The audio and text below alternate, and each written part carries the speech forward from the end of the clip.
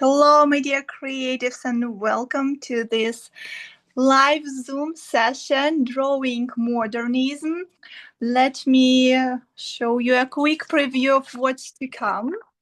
I know a lot of you will be watching this as a recording, so today we dive deep into modernism concepts, constructivism, and it's going to be an amazing session. We will need only a few materials. So, of course, a black marker, I recommend you to have a pencil, a sheet of paper, or a sketchbook. And if you have variety of markers, you can use them. I know that the majority of you probably have colored pencils. That's why I'll be using this. So red, blue, yellow, and black. This is all you need. An eraser and a ruler, any ruler that you have. And that's basically it. So let me first share the screen with you, and then I will move on to my second camera. So, can you see it? Can you see it? I hope yes. Yes, great. Thank you. Thank you, Kate. So, again, visual thinking in design for today's sketching the red and blue chair by Gerrit Rietvild, exploring form and idea through hand sketching. I know, I remember when I was studying interior design back in St. Petersburg in Russia, and we had sessions, we had classes on the history of architecture, history of interior design. And when we came to modernism, a lot of us were looking forward to it, because for a lot of architects and future interior designers, this is one of the most favorite styles in the entire history of design. And by the way, even these days, if we look at the design today, even Scandinavian design, right? Very often it takes roots exactly in this particular style in modernism. So even if we think about as simple things as IKEA, for example, if you look at it, the roots of the IKEA is in modernism. And just a few words about modernism. Again, this session will be primarily sketching together. It will be the biggest chunk of our Zoom session.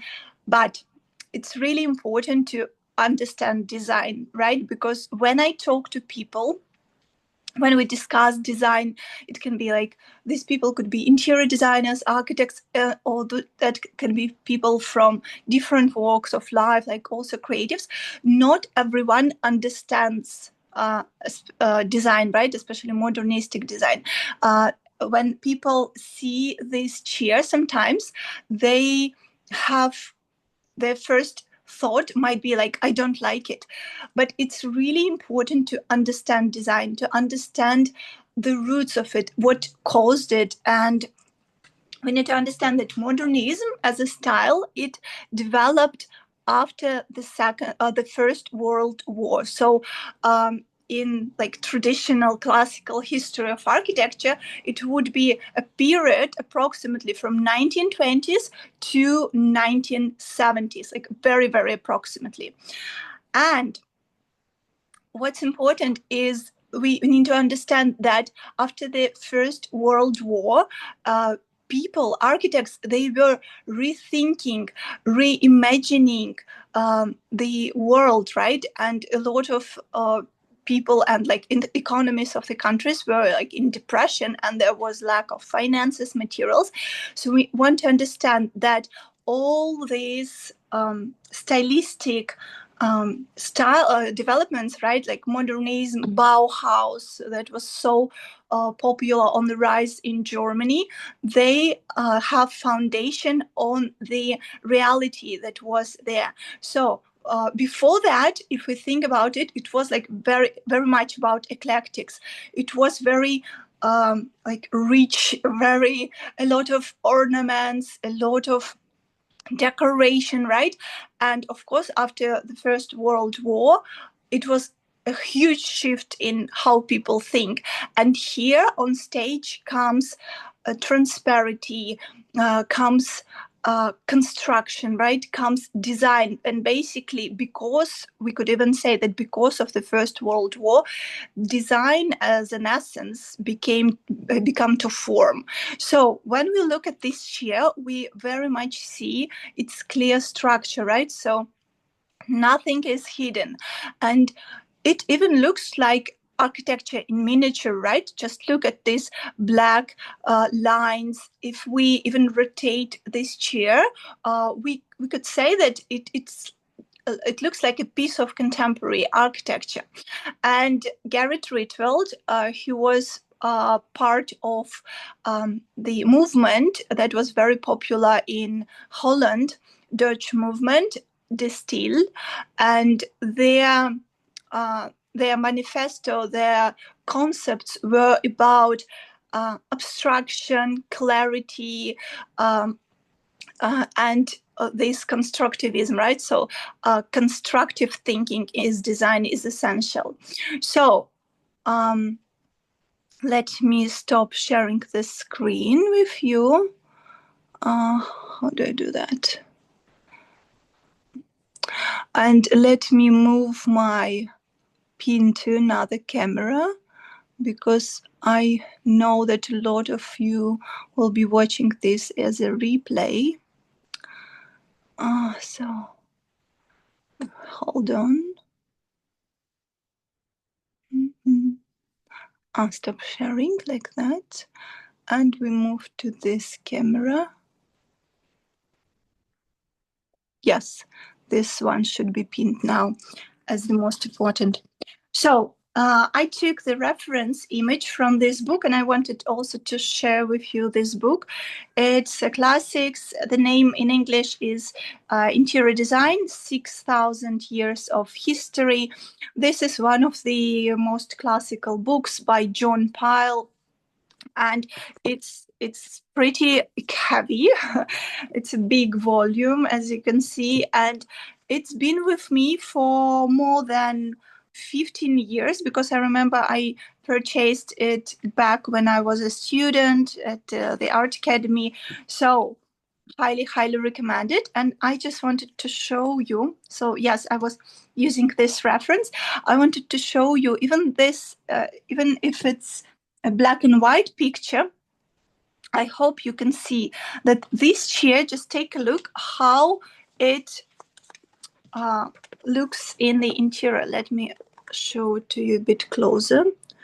So even if it's black and white, just look how harmoniously it looks in interior design. It looks like it's a part of space. And since there is a lot of air, right, in this construction, so again, as I told you, nothing is hidden. It's like an architecture in miniature.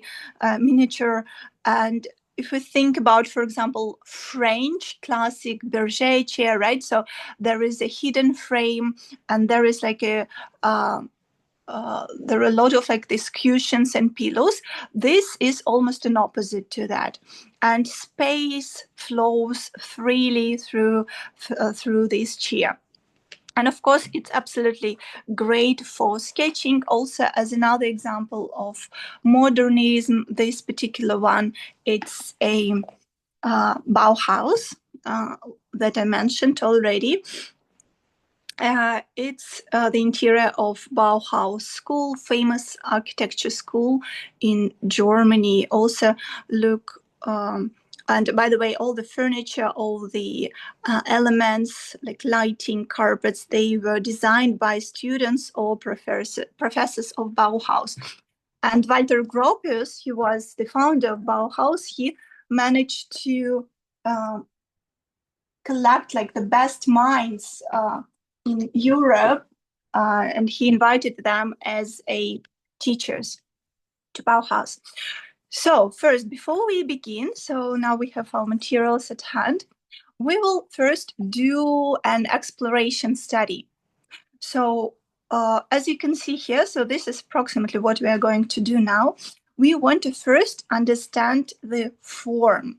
Again, this constructive thinking in design that I mentioned already.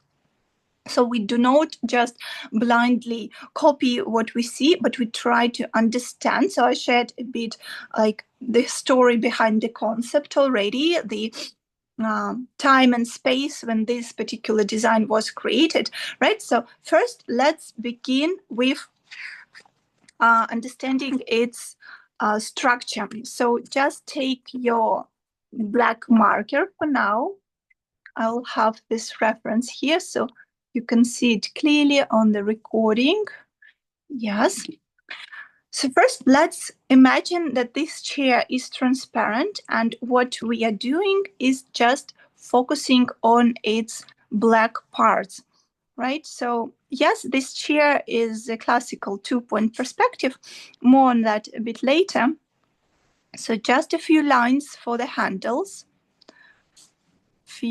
Two lines, right? We have here on sides, and here you do not need to like be super precise in terms of perspective.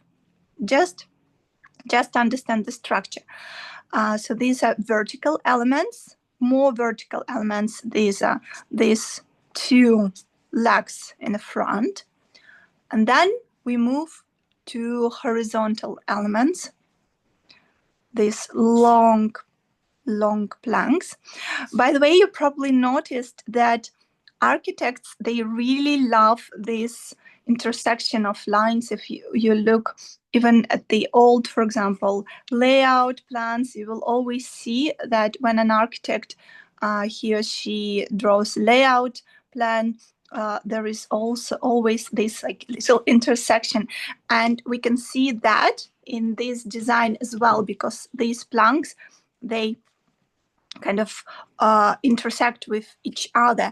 And by the way, a lot of interior designers in modernism, they were architects. So their education was, they were architects. And a lot of furniture designers were architects as well. That's why we have a lot of like architectural construction here. So just a few planks here and there. So you do not need to be very precise here, but I want you to get a feeling of this kind of grid, right? And then on top of that, we can introduce already color. And again, I want you to be really messy here. Don't worry about perspective right now. So we have red and we have blue. By the way, the first version of this chair was without any color. So it's made of plywood and wood, so it was all natural colors. But later, it was suggested to color it, to introduce the iconic colors of the steel movement that Gerrit Rietvild was part of. And finally, this yellow, just a few, because again, this is just a feeling of this chair. And the steel movement artists and architects there, they used primary colors. So when you look at paintings and art of this time, of the like beginning of 20th century, mid 20th century, you will see a lot of primary colors. Okay, so this is our first study. Next, what we want to do is to go a little bit more precise. So now, as I really love to explain two-point perspective, we, of course, when we move to our final drawing, we will all, of course, draw this in perspective. And I know a lot of people who will be watching this as a recording, they are brand new to perspective. So that's why just like 2-3 minutes of explaining it. So we have an eye level, right? So the horizon line. This is basically at the level where our eyes are located. So let's imagine that there is a photographer of this chair, a man who's looking at this chair. And what's happening here? We can see that the top part of the chair, it's absolutely horizontal. That means that this part of the chair is located right on the horizon line. Because if we look at the objects in perspective, let's take, for example, a box, right? A box, a plane, a piece of paper.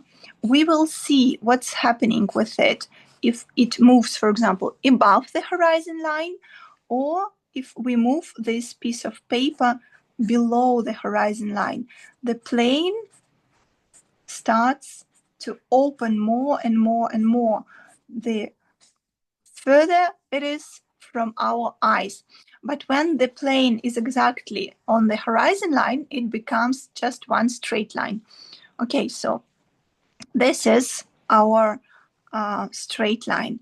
Then we try to see like what's an angle approximately. And the easiest probably way to understand what is the angle is to draw this imaginary line through the angle here, or for example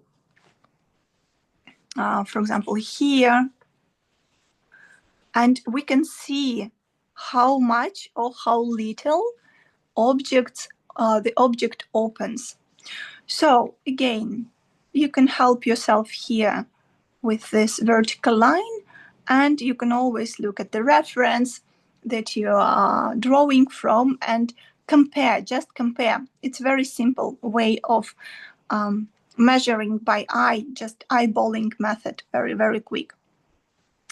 And since, as I mentioned, this chair is in 2-point perspective, that means that we need to locate 2 vanishing points on the horizon line.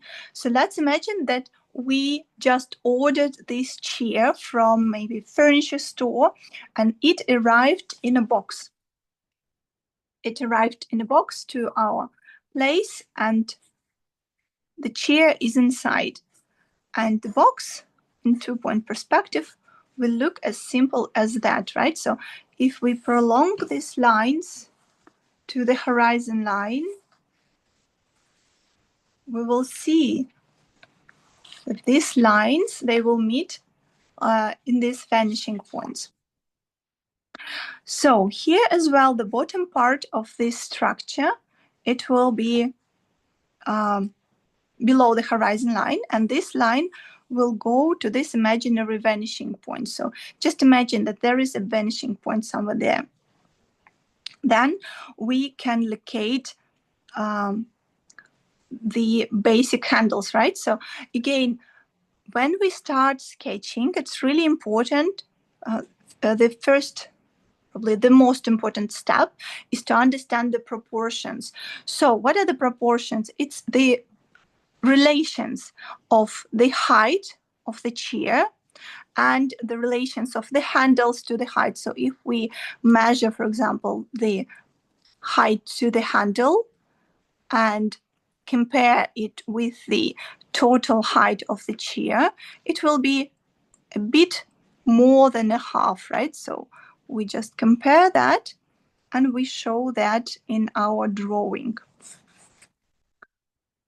So let's say that this is the total height of our chair from the ground to the top of the backrest. And this is too much here. And this is the height to the handle. Yes, this one looks good.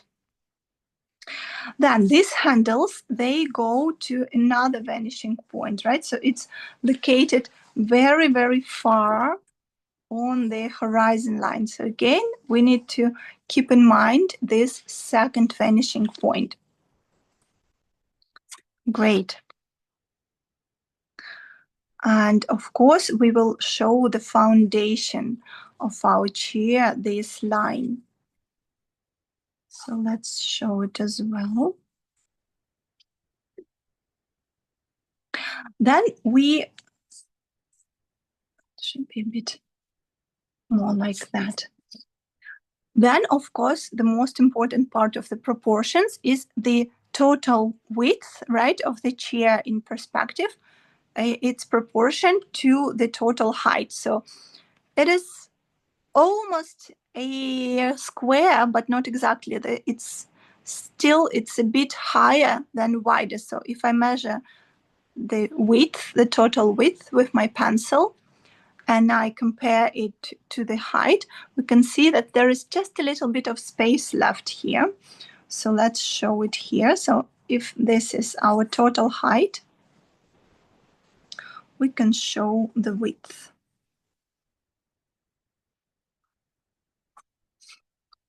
So we can see that the most outer part of this chair is this one, the edge, the tip of the backrest. So let's show this square, almost a square, right? So this would be a square. Let me color code it. But as I mentioned, it's slightly more narrow in width compared to the height. That's why we stop here. Then we can again locate this corner, right, of the box. So again, I mentioned this concept of the box. So there will be located our chair in 2-point perspective. So in this case, our box goes, the corner of the box goes through this leg. And we can measure the proportions, how many times this width comes into this bigger width, right? So 1, 2, approximately 2.5. So let's locate this leg and compare 1, 2. It's more narrow. 1, 2, 2.5 approximately, yes. And again, we can slightly improve our line that goes to the vanishing point. And remember that there is another vanishing point that we keep in mind. And this line goes in this direction. So this will be our corner. Our corner. Great, all done with that. And if we continue with this concept of the box, right, if we finish this box in 2-point perspective in terms of the handles, so these lines, again, they go to the left vanishing point. Just take a look. It's basic, it's very basic form, this parallelepiped. But the designer, Gerrit Rietvild, he kind of cuts this part of the box. He cuts it so we can erase this part of the box. And this will give us the form itself. And for now, we can simply show with the pencil lines.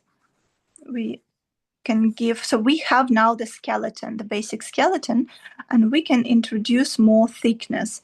And again, we're doing that with our pencil in order to easily erase it in the future when we want to add some precision, right? So we have 2 on the back. These are our verticals, and we will connect these verticals with horizontals. Again, we keep in mind our vanishing points. We connect these points and those at the back, and then these horizontals.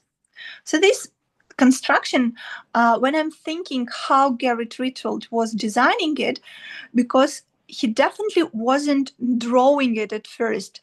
It was probably 3D modeling. I mean, in terms of that, he was modeling it maybe from the sticks or some little blocks, because it's very kind of intuitive when you have a bunch of little sticks. You just put one on top of the other. So it's like a little maquette. And very, very spacious thinking, right? Thinking in 3D, thinking, by the way, in Bauhaus, the first year of studying, if you get enrolled in Bauhaus, the first year was dedicated completely to designing abstract compositions, abstract forms as these like maquettes, 3D objects. This, of course, why they did that, because that really improves your spatial thinking, how you perceive objects in space. Okay, and we will finish this by adding a few horizontal planks here and another one here. Again, keep in mind that we have our vanishing point. Okay, great.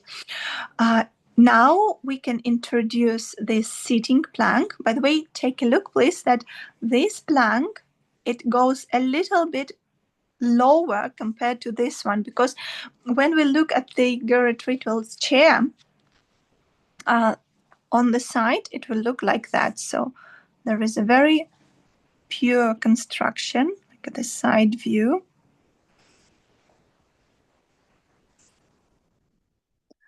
And here we have this red plane. And here we have this blue plane. And by the way, red and blue, they do not connect with each other. So they rest on these little horizontal planks. This would be a side view, like a projection, side projection of this chair. So for now, we can locate this seating plane, slightly inclined. And at this moment, we can erase some unnecessary lines because we will now introduce color. We will introduce color. So this chair is not transparent, of course, but it's really great to sketch as if objects are transparent, because it is very good for the like visual thinking, for exploring objects from different sides. It's really great exercise. Okay, and now we will introduce color. So I begin with my red pencil. If you have red marker, you're very welcome to use it. So, and quite expressively, of course, we will not do this very fine-tuned version, because this version in itself, it took me about an hour to create. So the pencil drawing took me about 40 minutes and the coloring process about 15 to maybe 20 minutes. Of course, we won't go like in super precision here. I want it to be more expressive, but at the same time, we want to understand the construction. And with pencils, it's also easy to erase some unnecessary lines here. There, by the way, a very nice trick that I learned at Art Academy. If you want to make a very nice and sharp edge, what you can do, to demonstrate it, let me do it here. For example, we have here the back of this Rietvild's chair, and we simply place the piece of paper right on the edge. We hold it, and we start applying color. And this gives us a really nice and clean edge. It's really nice. Hi, Sandy. Welcome to this live stream. We can do that here as well, just to test this technique.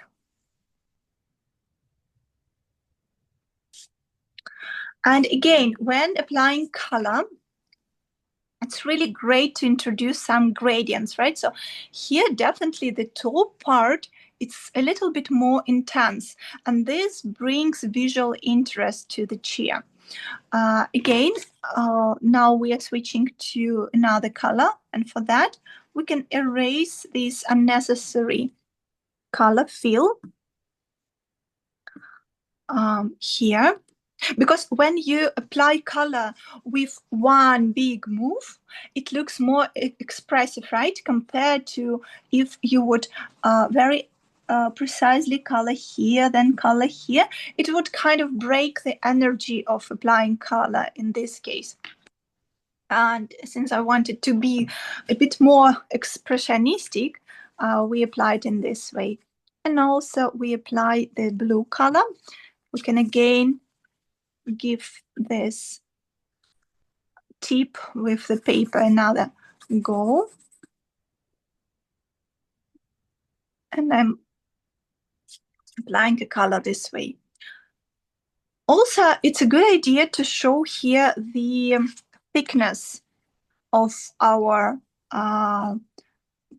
plywood, right? So it's not a piece of paper, so it does have some thickness. And here, in order to introduce a little bit more precision to our chair, we can use our ruler here. It can be any ruler. It can be even, again, this piece of paper, something really straight that will give you this nice and straight line, just like that. And it looks always very beautifully when opposites sit next to each other. So here we have opposite approaches. Here it's very lively, expressionistic, right? Lots of energy.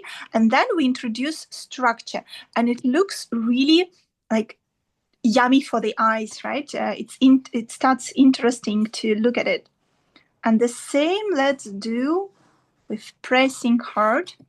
To show the thickness of this red plywood piece of design. By the way, I was lucky to sit in this chair. Where was it?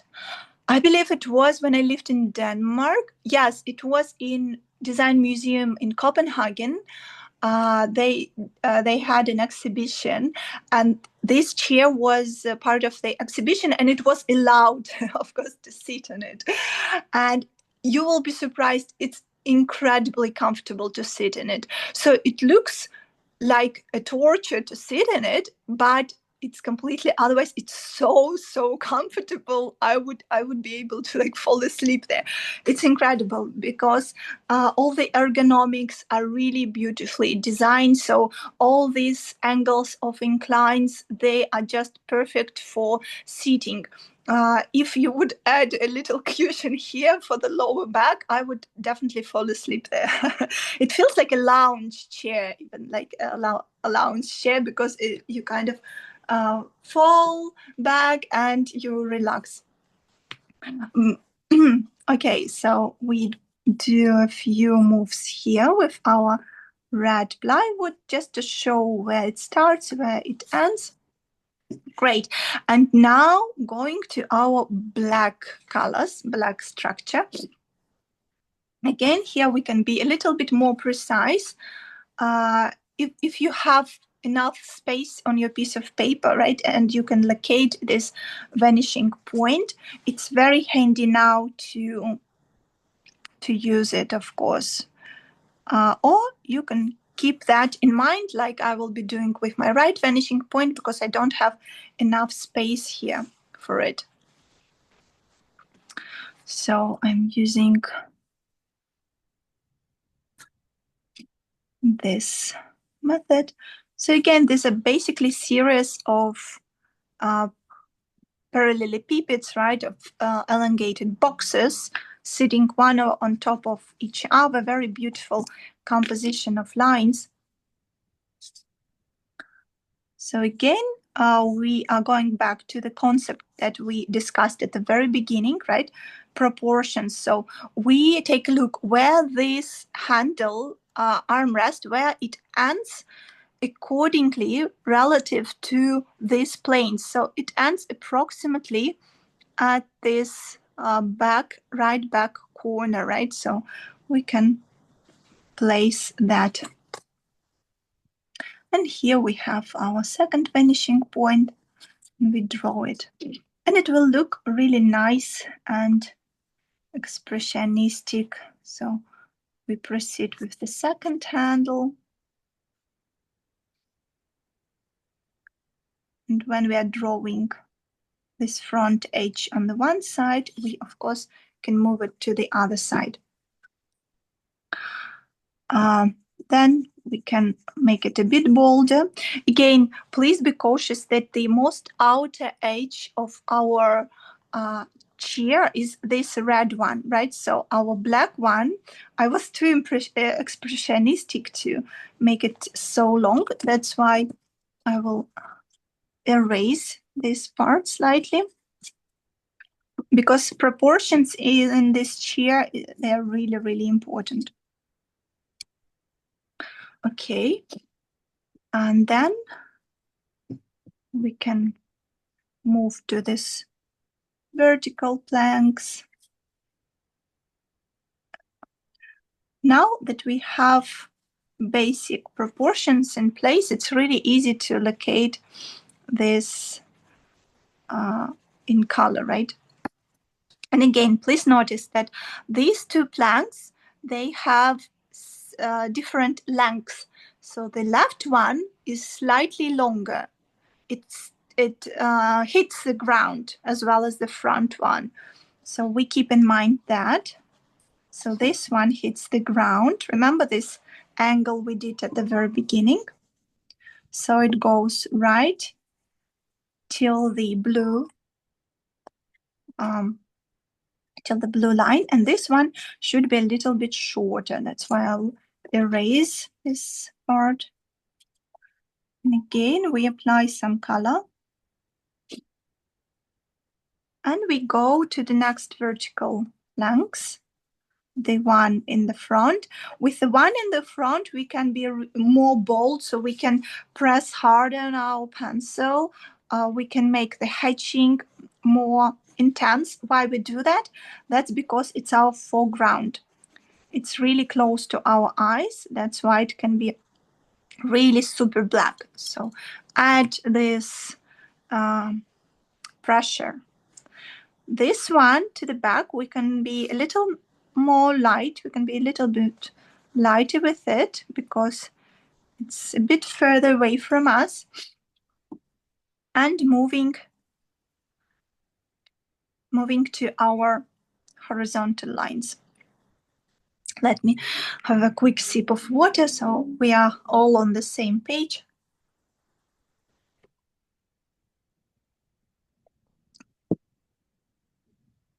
Moving to the horizontals. Again, I'm using my vanishing point. With perspective, since again, as I mentioned, probably a lot of people who will be watching this as a replay, they will be maybe new to the concepts of perspective. But the moment you understand that in two-point perspective, when drawing like basic objects like boxes right here it's a series of boxes. It's like this modernistic architecture in miniature. We don't need to think about in which direction to draw these lines, because all the lines, except of course for these inclined ones, because they are not in the grid, right? So modernism architecture and modernism interior design and furniture, they are very much attached to the grid. And it happened again thanks to arousal of new materials in this era, right? So concrete with these like metal elements in it, they allowed to build skyscrapers, right? So modernism, basically, it started like pre-modernism, right? Pre-functionalism.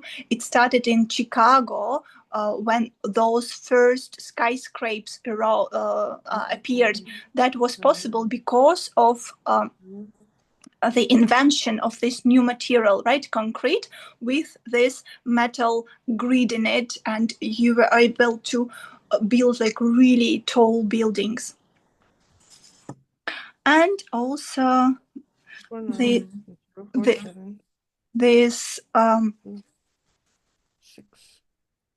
please who has, yeah, so we won't be distracted during the. By the way, at the end of our drawing session, you're very welcome to show your drawings. They won't be recorded uh, as a screen, right? Because we understand that there will be a replay. So if you feel a bit uncomfortable that a lot of people will be watching this replay, don't worry, because the area that's recorded is only my table and the drawing. So you are very welcome to show your sketches. It would be really nice to see your faces, to see your drawings. I can comment on them. I can give you some maybe tips or advice. So I would really, really love to see that. Of course, if you feel comfortable, there is like no pressure, of course, but if you would love to get feedback from me, you are very, very welcome to turn it after our session. And this line again, remember when we started with the pencil, it was almost abstract, right? So we did keep in mind our vanishing point to the right, but we were not like super precise, right? But now we add a little bit more precision. So yes, we remember there is a vanishing point, and that's why in my emails that I sent you, my dear creatives, I did mention that please bring a ruler.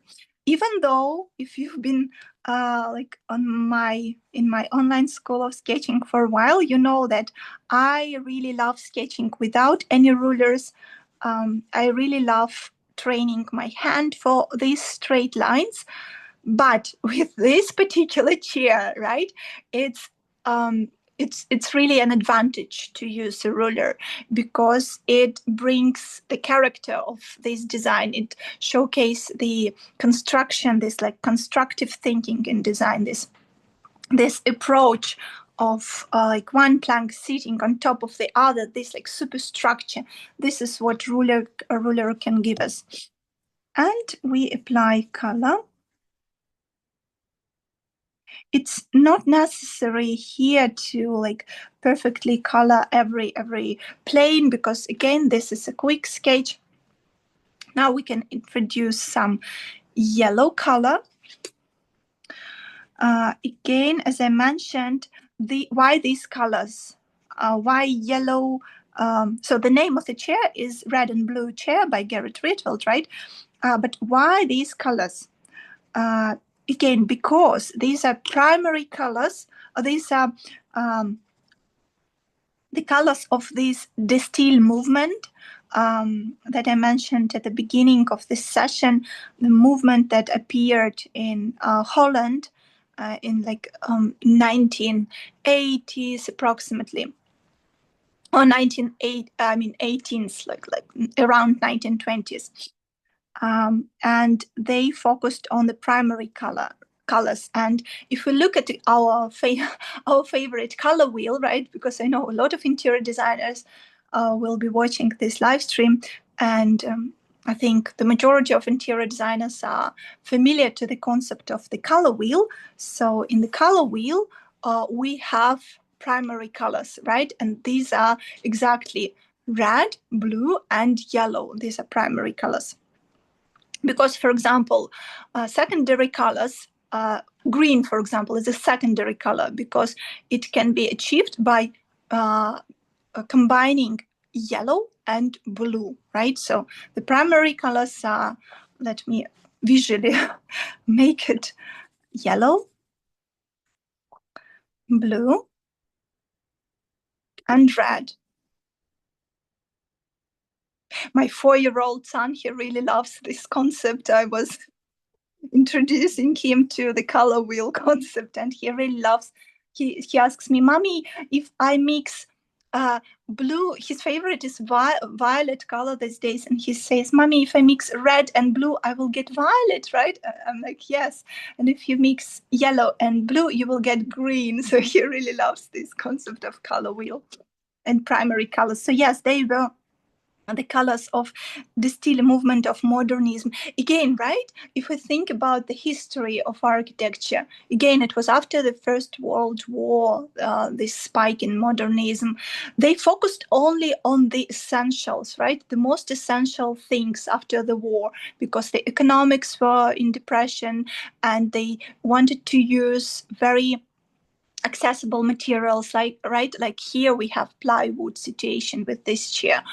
Also during like 1920s, technological achievements like container, like mass production, right, of furniture appeared. So it wasn't like in France in 18th century France that you work, furniture maker, he works on one single berger chair for like months and months and months. No, here we have mass production, and that's why we have only the essentials, right? And even the essential colors, the primary colors were the colors of the style movement, and that's why this chair is colored in these colors. Okay, just introduced a little bit of yellow, right? You can do it like spots. Let me see. Oh yeah, I think I forgot this blank, so we can quickly show it. And now we are going to our black marker. I really love this visual effect. For this, I do not recommend you to use a ruler, especially if you have a nice new ruler that you don't want to damage, because when you work with black marker, it's inevitable that the edge of your ruler will be black. That's why I suggest you to do what I did. It's a simple piece of paper, just fold it so we can have a nice straight line, quite like relatively thick, not as a ruler, but still it can handle the pressure of my black marker. And I suggest you to use the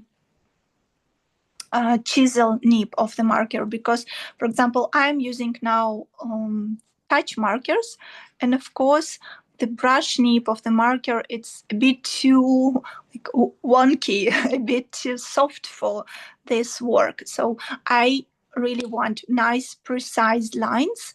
That's why I recommend to use chisel nib. And look what we will do. We will do a little bit of shading work, right? So let's imagine that, for example, we have our light coming somewhere from the top right. That will mean that the majority of light will be on this tops of the backrests. So these upper planes of the backrests, they will receive the most amount of light compared to this shadow area, right? The area that's in shadow. And look how visually it looks really, really appealing, right? So it instantly introduces light and shadow to your sketch. It's a very nice technique I love to use sometimes. And the same with this bottom part. Of course, you can finish some little things by hand. I think I will make this ruler a bit straighter by folding it into one more time. And we will do that for the back. And continuing. So you can play, for example, with this chair. It doesn't follow exactly, let me show it to you closer. It doesn't follow exactly the concept that I just shared with you, like the lighting concept, right? So if the light is coming from the top left, that would mean that, for example, this top plane, it would be lighter compared to the frontal one. So this drawing of mine, it doesn't follow this principle. Because I was drawing it again from the book that I mentioned at the very beginning, the 6,000 Years of History by John Pyle. And there, in this case, and by the way, in a lot of cases,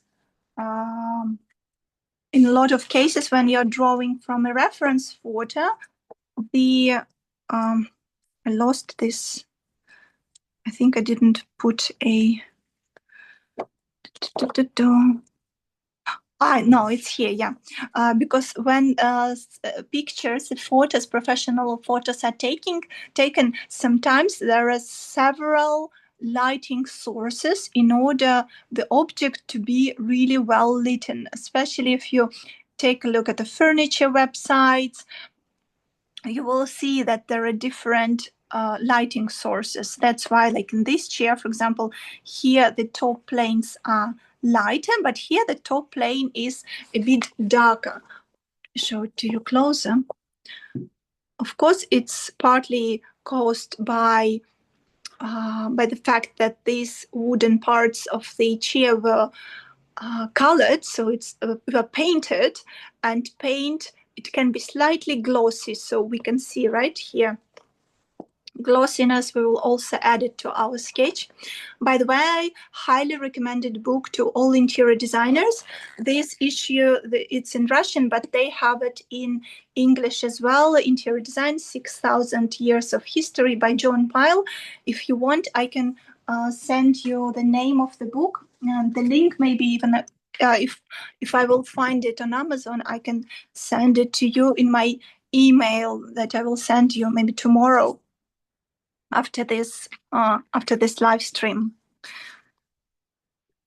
But in order to understand how everything works, here I suggest you to use only one lighting source, right? So we have our light coming from the top right corner.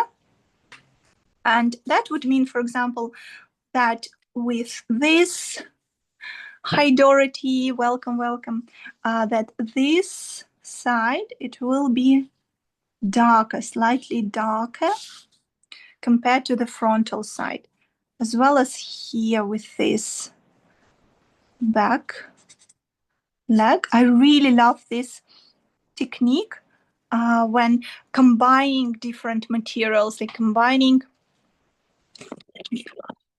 with my camera a bit closer, when combining especially colored markers, markers and colored pencils, because I believe like that visually it's very, very appealing. Following this concept of light, our like right side will be a little bit lighter, as well as here. And interestingly enough, this approach, it brings the look of fine-tuned sketch, even though we didn't spend like super long time on this sketch, but it looks much more finished and fine-tuned. Okay, let me see.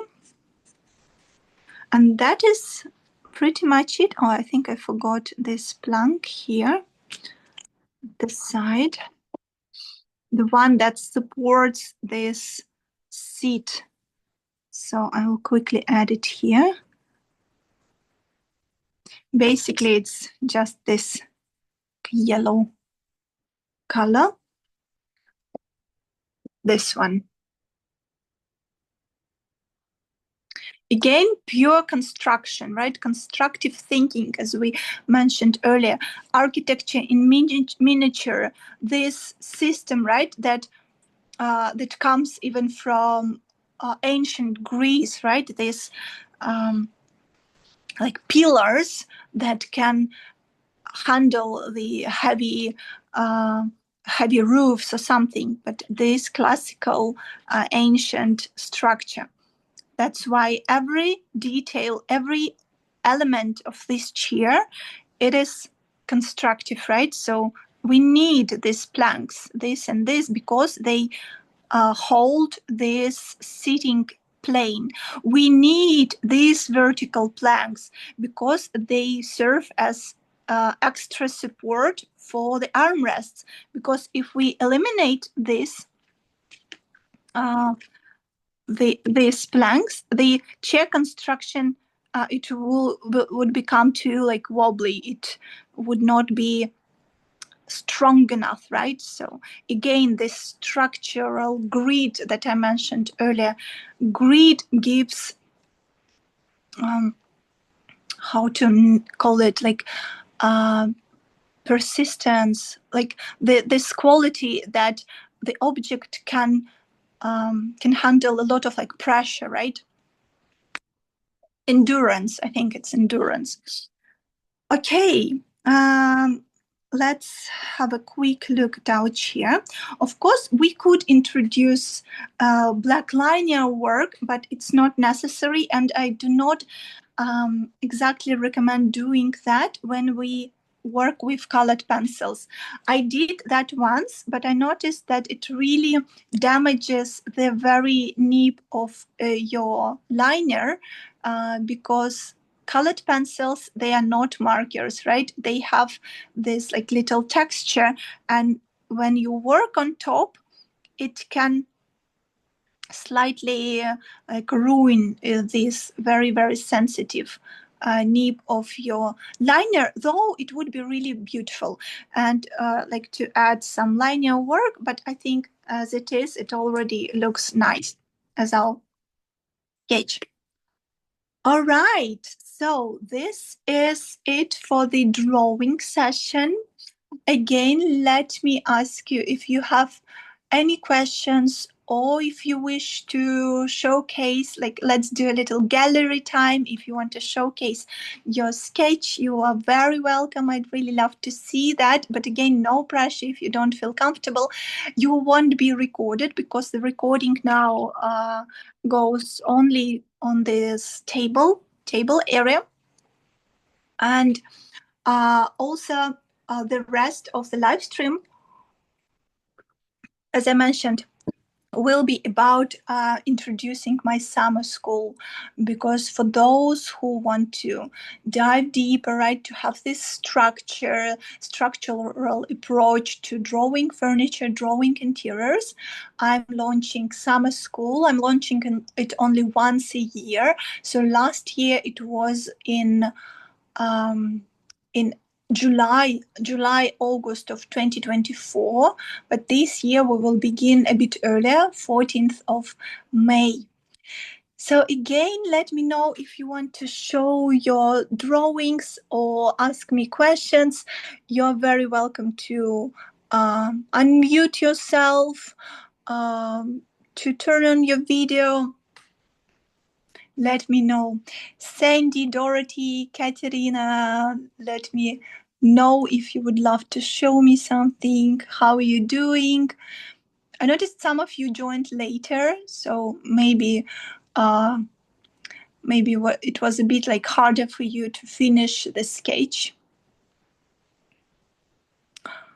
Okay, do you have any questions? We dive into summer school.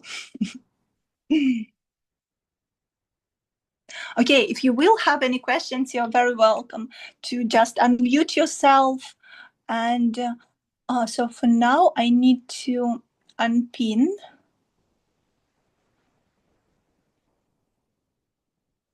Yeah, thank you, Sandy. Thank you. So let me see if yes, I think I pinned it. And I want to share the screen with you. So again, this is our presentation, a presentation for the summer school. Again, it's a 5-week program this year, starting from May 14th till June 18th. And this year, summer school will be slightly different because I know, for example, Katerina joined last summer school. So I decided to make this one slightly different. So it's interesting to all the participants, even from the last year. This year, the first 2 weeks will be about grids. So this will be like a very, very quick introduction of the summer school. You will learn all the details. I'll send you the link in my follow-up email. Now I'll just quickly go through the basics of the summer school. And why I highly recommend to give summer school a chance, even like if you're thinking like to enroll in base, to enroll in online course, go in your own pace. Here with summer school, we have a community. I create a special WhatsApp chat, and you will be able to see what other students, what other your peers, what your peers are drawing, and you will hear my feedback, because I record audio messages, audio files, to give you feedback on your drawing. So it's so helpful, because sometimes you don't know even that you have this question, but you hear my answer and you think, oh, I'm able now to avoid this or that mistake, or I've got a new idea of how I can like introduce markers and so on. So week 3 is about Berger chair. I talked about it today quickly. So just compare, right, Berger chair with our Gerrit Rietvild's chair, red and blue chair, how different they are, right? So like from different eras. And Berger, it's like classical French design. Again, the frame is hidden, but nothing is possible without this frame. In Gerrit Rietvild's chair, our frame is fully exposed, and it's exposed in such a way that, like, look at this, like, look at me. I'm like the construction and the design and the visual beauty of this red and blue chair. So nothing is hidden. Here, the frame is hidden, of course. Week 4 is about sketching a dining room in 1-point perspective. By the way, these lessons, this year, I've re-recorded the majority of lessons into imperial system, because I've been using metric system, but since there are more and more students and interior designers who come to my online school from the United States, I realized that, of course, for them, I have to introduce imperial system, inches and feet. And of course, all the lessons, they are just separate video files. This lesson exists in metric system, and then I have the same lesson, I record the same lesson, but in imperial system. Final week, the slide is empty because it's really interesting week. It's your final project of the summer school. It will be a sketch commission, and it's honestly the most exciting part of the summer school, because here we gather everything together that we've learned over the past 4 weeks during the summer school, and we bring together everything into one interior sketch. It will be like a sketch commission. So we imagine that we have a client and he has a commission for you. So last year it was a restaurant sketch, and participants did such an amazing job, and it was really, really exciting to see all your drawings from last year. So again, bringing sketching back to interior design, and you can see all the reviews on the website. So yes, my dear creatives, let me stop sharing. That was it for this live Zoom session. As always, I'm super, super happy to be able to draw with all of you live. The last time I did live Zoom session was around Christmas time, and I did it for my base students. So really, really happy always to connect with you virtually. For those who will be watching this as a recording, please let me know if you would love to see more of these Zoom sessions, because I think I will publish the recording even on my YouTube, at least like this particular recording. And your feedback is really important, because it literally shows me what kind of like content or videos you want. Because this, for example, video, it will be a long one. It will be an hour long, right? Over an hour long. And of course, YouTube loves more like 10 minutes, 20 minutes video tutorials. That's why it's really important for me to hear from you. if you enjoy this kind of video on my channel, or you would love to see like shorter videos. All right. Thank you so much for all of you who joined me live. Thank you so much. And I wish you all, as always, happy sketching. I really hope this session brought some like creativity and this creative energy, and you would love to continue sketching. I suggest you to also pick some furniture piece from modernistic design and try to sketch it on your own without my guidance, because of course it's easier to follow along, to follow some structure, right? But when you do it on your own, all these concepts, all these ideas that we discussed today, they will take roots in you, in your like subconscious, and it will be much easier for you to sketch more quickly. All right. Again, thank you so much for watching, and I will stop my live Zoom session right now. I wish you all a very, very creative rest of your day. Bye for now.